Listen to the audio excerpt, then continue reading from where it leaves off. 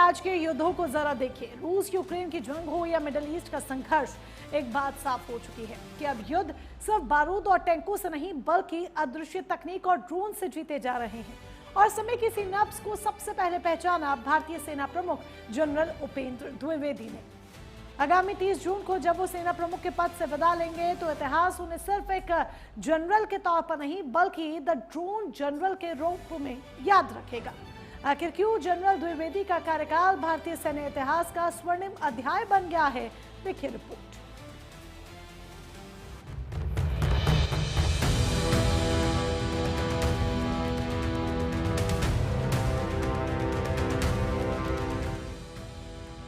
जून 2026 भारतीय सैन्य इतिहास की वो तारीख जब सेना प्रमुख जनरल उपेंद्र द्विवेदी अपना कार्यकाल पूरा करेंगे। लेकिन इतिहास उन्हें सिर्फ दुनिया की दूसरी सबसे बड़ी स्थायी सेना के प्रमुख के रूप में याद नहीं रखेगा। रक्षा विशेषज्ञों और सैन्य इतिहासकारों की नजर में उनका कार्यकाल भारतीय सेना के आधुनिकीकरण का वो स्वर्णिम अध्याय है जिसने भविष्य के युद्ध की परिभाषा बदल दी। और इसीलिए आज उन्हें दुनिया कह रही है द ड्रोन जनरल। एक ऐसा दौर जहां पारंपरिक हथियार पीछे छूट रहे थे, जहां कुछ लाख रुपए के ड्रोन करोड़ों के एयर डिफेंस सिस्टम का काल बन रहे थे। जनरल द्विवेदी ने समय की इस नब्ज को पहचाना। 2 साल पहले तक जिस सेना के पास सीमित ड्रोन थे, आज उनकी संख्या 50,000 से पार हो चुकी है और लक्ष्य है इसे दोगुना करना।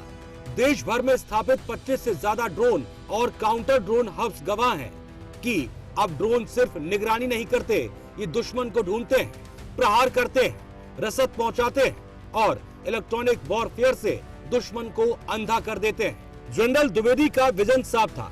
भविष्य का सैनिक सिर्फ बंदूक चलाने वाला जवान नहीं बल्कि तकनीक से लैस एक टेक वॉरियर होगा। इसी सोच ने जन्म दिया Bhairav battalion, Ashwini platoon, Rudra all arms brigade, Shaktibaan regiment और दिव्यास्त्र बैटरियों को। और इनका सबसे बड़ा ट्रेलर दुनिया ने देखा ऑपरेशन सिंदूर में, जहां real time intelligence, loitering munition और साइबर ऑपरेशंस के तालमेल ने दिखा दिया कि भारतीय सेना अब केवल सीमाओं पर गोलीबारी नहीं करती बल्कि दुश्मन के डिजिटल साम्राज्य को भी ध्वस्त करने की ताकत रखती है।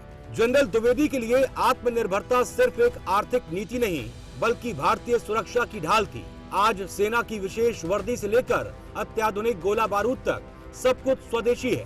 डीआरडीओ, स्टार्टअप्स और एमएसएमई के साथ मिलकर भारत ने रक्षा आयात पर निर्भरता को खत्म कर दिया है।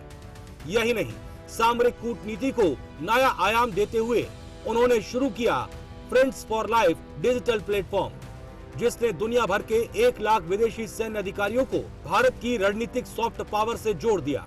30 जून को जब जनरल द्विवेदी विदा लेंगे तब वो अपने पीछे एक ऐसी सेना छोड़ जाएंगे जो आधुनिक है, नेटवर्क केंद्रित है, आत्मनिर्भर है और हर अदृश्य खतरे से निपटने में सक्षम है।